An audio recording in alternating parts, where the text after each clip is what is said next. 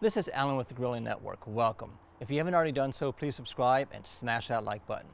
Traeger has done it again. They've taken this already amazing grill to another level by giving us the ability to add a pellet sensor.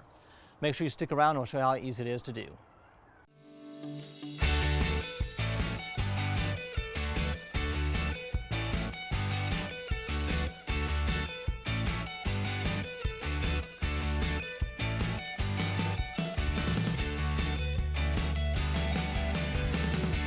Traditionally, the pellet sensor only came on the Timberline series of grills.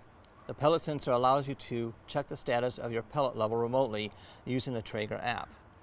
The system will send you notification and alarms to your smartphone when your pellets are getting low. I'm super excited that the Traeger is now offering this add-on to the Pro and Ironwood series grills. Traeger has made installing the pellet sensor extremely easy within a few steps. First, disconnect the power.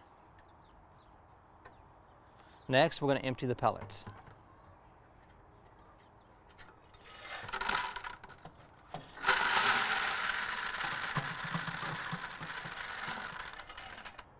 Remove hopper safety grate, being careful that you don't drop the screws inside of the auger.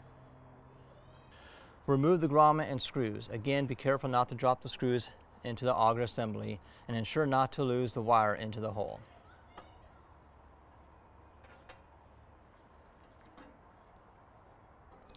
Connect wire from hopper to sensor accessory.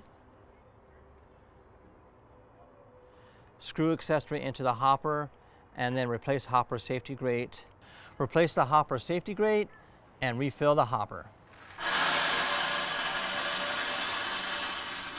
Now that you've successfully installed the pellet sensor on your Pro or Ironwood series grill, you too can be alerted when you are running low on fuel, protecting your cook from running out of pellets.